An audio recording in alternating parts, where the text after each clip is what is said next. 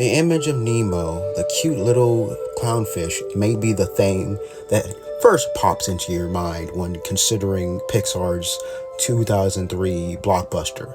But it's Dory, the goofball blue ting with a bad memory who truly stole the show in Finding Nemo. Voiced by Ellen DeGeneres, Dory is easily the most hilarious comic relief character in all of the Pixar films. And that's saying something. Despite her memory loss, there there's no debating Dory's good-hearted nature. Without her, Marlin and Nemo would have never been reunited. Plus, she and Marlin make an excellently odd couple.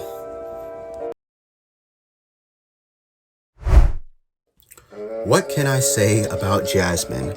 How about she don't take shit from any of the male characters, and she refuses to marry any rich punk. Not to mention, she has a freaking pet tiger named Raja. How hard was it to tame that beast? I like how she was able to figure out Prince Ali was really Aladdin in disguise early on. And let's not forget the noble sacrifice she made for the world when she kissed Jafar. Talk about taking one for the team. Whoever says the woman isn't a team player obviously don't know what the fuck they're talking about. And you know what? I'm just gonna say it. I truly believe that out of all the princesses of Disney, I always thought she was the prettiest, and I still do to this day.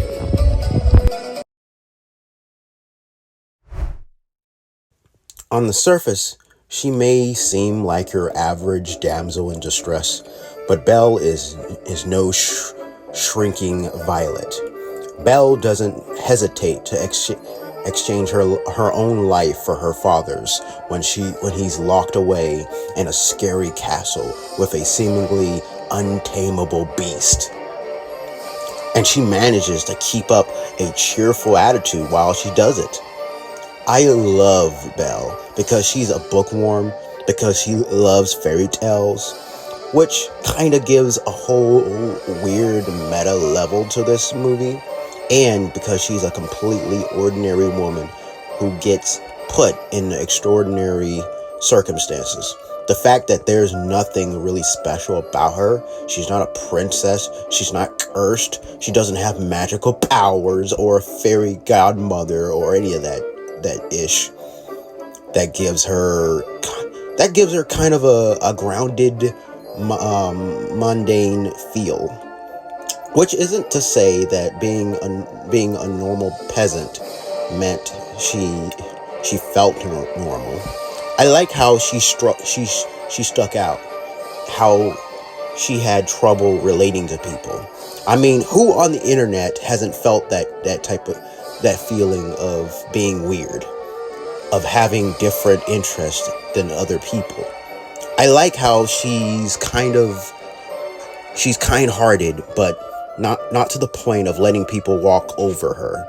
I like how she has a mature, calm personality while still having somewhat childish dreams and a reckless sense of curiosity.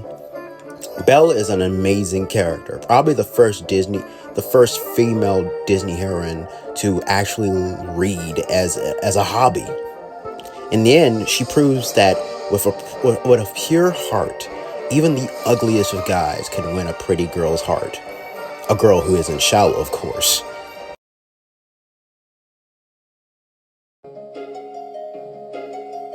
When the film begins, Princess Gazelle is an innocent, romantic young woman living in the land of the kingdom Andalusia. She converses with animals regularly, who also assist her in making dresses from unusual materials.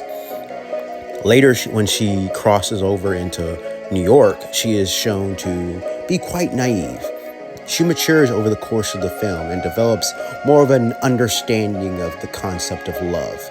Despite her naive qualities, Gazelle is extremely brave and resourceful, as shown by her narrowly escaping a troll at the start of the film and standing up to the evil queen Narsa at the film's climax.